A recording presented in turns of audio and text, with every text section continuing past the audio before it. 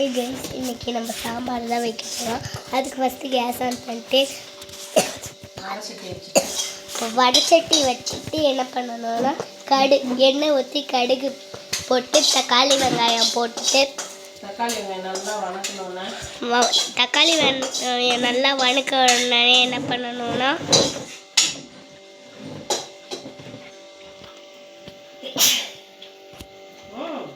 வணக்கின உடனே இது சாம்பார் தூள் போடணும். நெக்ஸ்ட்டு அதை நல்லா கிண்டணும். அதுக்கப்புறமா லைட்டாக வாட்டர் எடுத்துக்கணும். காய்கறி போட்டுக்கணும். நெக்ஸ்ட்டு பார்த்தீங்கன்னா என்ன பண்ணணும், லைட்டாக வாட்டர் எடுத்துக்கணும். நீங்கள் என்ன சாம்பார் செய்ய போகிறீங்களோ அதோட காய்கறியை போட்டுக்கிட்டு லைட்டாக வாட்டர் எடுத்துக்கணும். வாட்டர் எடுத்து காய்கறி வெந்ததுக்காக லைட்டாக வாட்டர் அப்ளை பண்ணிட்டு இதை அப்படியே வச்சுட்டு உங்களுக்கு வேறு ஏதாவது வேலை இருந்துச்சுன்னா அதை பார்த்துட்டு வந்துடுங்க. அது நல்லா வேந்துடும்.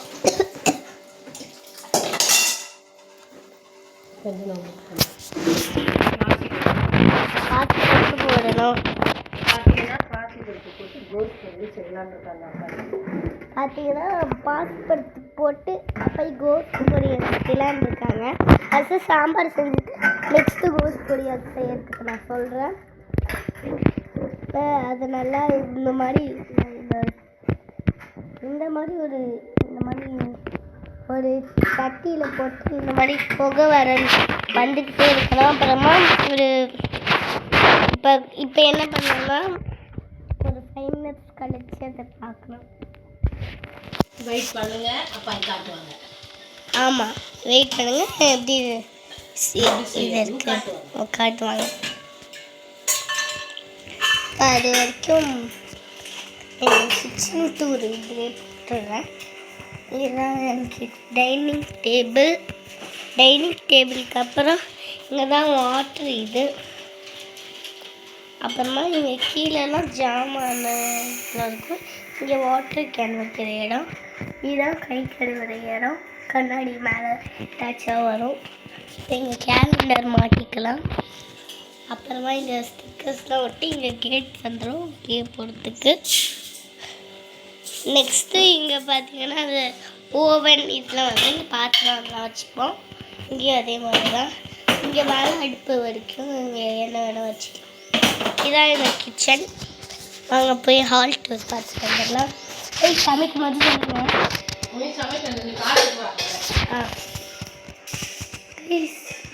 இதான் ஃபோன். இதுதான் உங்களுக்கு பெரிய கேட். கண்ணாடி ஃபோட்டோஸ்லாம் காமிச்சிருப்பேன். அப்புறமா இங்கே இது சேர் சோஃபா இது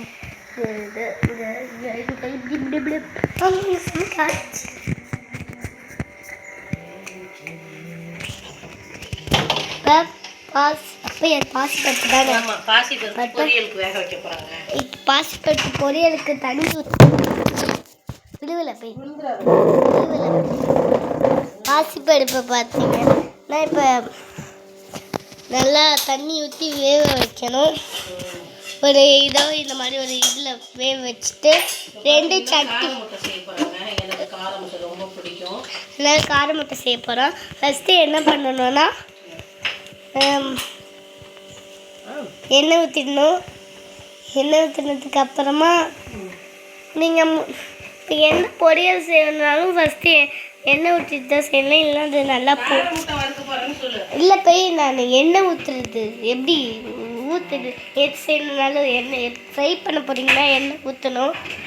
இப்போ கார முட்டை செய்ய போகிறோன்னா ஃபஸ்ட்டு எண்ணெய் ஊற்றிடணும். எது செய்யணுன்னாலும் ஃபஸ்ட்டு எண்ணெய் ஊற்றிடணும்.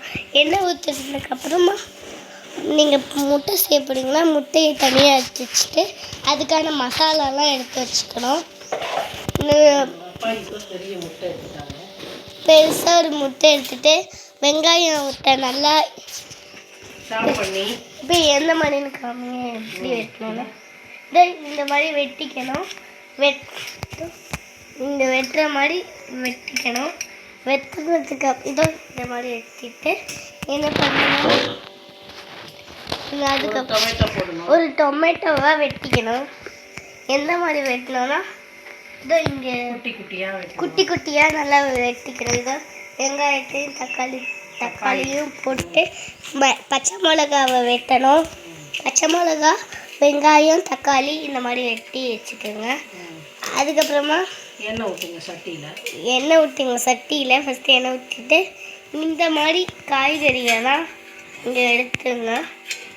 இந்த காய்கறியெல்லாம் எடுத்து இவ்வளோ அளவுக்கு இப்போ எவ்வளோ அளவு எண்ணெய் ஊற்றணும்? 2 ஸ்பூன் எண்ணெய்.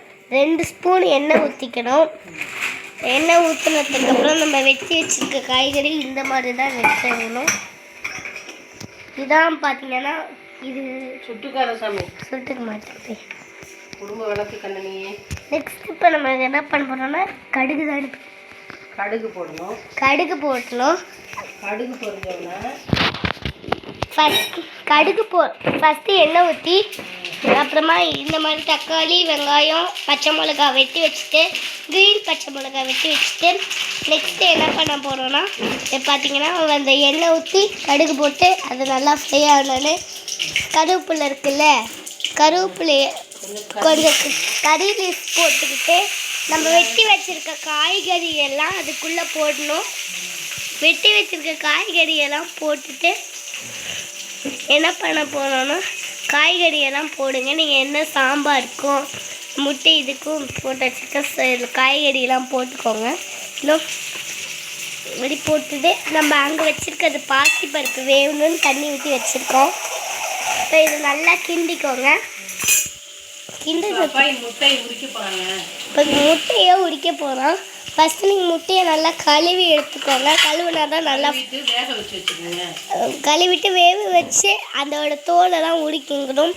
பார்த்தீங்கன்னா என்ன பண்ணணும்னு ஃபஸ்ட்டு நீங்கள் முட்டையை கழுவி வேக வச்சு அப்புறமா அதுக்கு மேலே இருக்க தோலெல்லாம் உரிச்சிங்கன்னா உங்களுக்கு பாயில்டு எக்கு கிடச்சிடும். இப்போ அந்த எக்கை பார்த்தீங்கன்னா நீங்கள் இதோ இந்த மாதிரி உரிச்சு வச்சுக்கோங்க.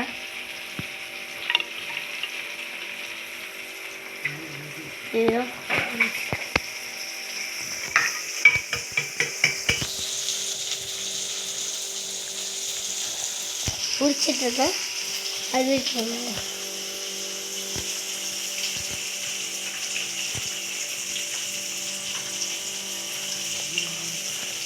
மாதிரி உரிச்சிட்டுங்க. அது வரைக்கும் அந்த பாசிப்பருப்பு நல்லா வேகும்.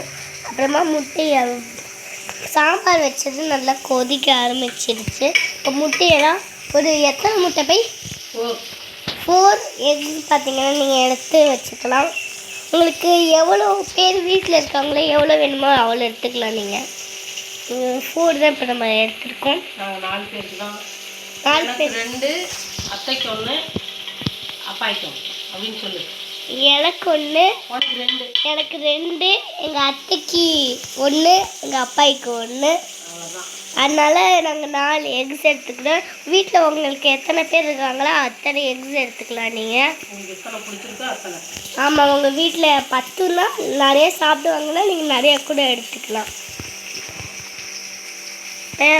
வெந்துட்டுருக்கு.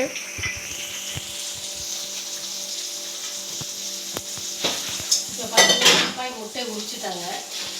இப்போ இவ்வளோ பார்த்தீங்க, நான் ஜூம் பண்ணி காமிக்கிறேன். போய் இப்போ நல்லா கிண்டிக்கணும். வெங்காய தக்காளி வளைஞ்சிருச்சு, அதனால கிண்டணும். இப்போ நம்ம எக்கை பார்த்தீங்கன்னா நறுக்கி எக் அரி செய்ய போகிறாங்க. அதுக்கப்புறமா மிளகாத்தூள் போட்டுக்கோங்க. எவ்வளோ ஸ்பூன் போய் 1 ஸ்பூன் 1 ஸ்பூன் தூள். நெக்ஸ்ட்டு தூள் 1 ஸ்பூன். உப்பு பார்த்தீங்க தேவைக்கு எவ்வளோ தேவையோ கரெக்டாக போடுங்க. நாங்கள் நிறையா போடாதீங்க, அப்புறமா உங்களுக்கு ரொம்ப உப்பு கிடைக்கும், நல்லா இருக்காது. அப்புறமா அவங்க ஃபுல் டிஷ்ஷுமே வீணாக போயிடும். அதனால தான் நான் சொல்கிறேன். இதோ இது மாதிரி கிண்டிக்கலாங்க. முட்டை இன்னும் போடலண்ணே, முட்டை போடலங்க. இன்னும் போடணும், கம்மி போட போகிறேன். பார்த்தீங்கன்னா அப்பாய் முட்டையில் ஒரு கோடு போட்டு போடுறாங்க. முட்டையில் கோடு போட்டு போட்டால் தான் மசாலாலாம் அதுக்குள்ளே பார்த்தீங்கன்னா இறங்கும். அப்போ தான் உங்களுக்கு நல்லா ஃப்ரையாகி வரும். அப்போ தான் மசாலாலாம் அதுக்குள்ளே இறங்கும். அதனால் நம்ம பார்த்தீங்கன்னா எக்கு போட்டு நல்லா வதக்கிட்டு இருக்கோம். இப்போ செகண்ட் பாத்திரம் குட்டியாக இருக்குல்ல, இந்த பாத்திரத்தில் தான் நம்ம வதக்குறோம். எப்படி போய் வதங்கியிருக்கு காமிங்க. இந்த மாதிரி வதங்கி வந்துடுச்சு நம்மளுக்கு எக் மசாலா. எப்படி கோட் போடாமல் போட்டோன்னா மசாலாலாம் அதுக்குள்ளே இறங்கும். சாம்பார் சாதத்துக்கு சூப்பராக. ஆமாங்க, ரசம் சாம்பார் இந்த மாதிரி டிஷ்ஷுக்கெல்லாம் உங்களுக்கு செம்மையாக இருக்கும். நீங்கள் எவ்வளோ காரம் வேணுமோ உங்களுக்கு போட்டுக்கலாம். ரொம்ப காரம் சாப்பிடுவீங்கன்னா நீங்கள் நிறையா கூட இப்போ நீங்கள் போட்டுக்கலாம். நாங்கள் ஒரு ஸ்பூன் கம்மியாக சாப்பிட்றதுனால அப்பா எனக்காக கம்மியாக போட்டுருக்காங்க. ஆமாம், எனக்காக அப்பையும் கம்மியாக போட்டிருக்காங்க, ஒரு ஸ்பூன் மட்டும். இப்போ நம்ம சாம்பார் வதங்கிட்டு இருக்கு, அதை போய் பார்க்கலாம். சாம்பார் வெந்துட்டுருக்கு, காய் வெந்துடுச்சு, சாம்பார் வதங்கிட்டு இருந்துச்சு. நான் காப்பிச்ச மாதிரி அது நல்லா வதங்கிடுச்சு. இப்போ நல்லா நம்ம கிண்டிக்கிட்டு இருக்கோம். எந்த மாதிரி வந்திருக்குன்னா போய் காமிப்பாங்க எப்படி வந்திருக்குன்னு. எந்த மாதிரி வந்திருக்கு, காய் வேகணும். இந்த சமயத்தில் பார்த்தீங்கன்னா நம்ம உப்பு கரெக்டாக போட்டுக்கோங்க. உப்பு கரெக்டாக இருக்கான்னு ஃபஸ்ட்டு பார்த்துக்கோங்க, இல்லைன்னா லைட்டாக போட்டுக்கலாம். நீங்கள் போய் எப்படி போய் இருக்குன்னு பாருங்கள். வராத கண்ணு தூரமாக நின்று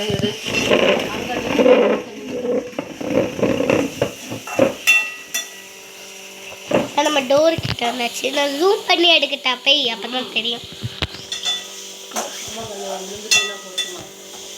இப்போ நம்ம சாம்பார் பார்த்தீங்கன்னா நல்லா வெந்துகிட்டு இருக்கு. அந்த சமயத்தில் நம்ம முட்டை பார்த்தீங்கன்னா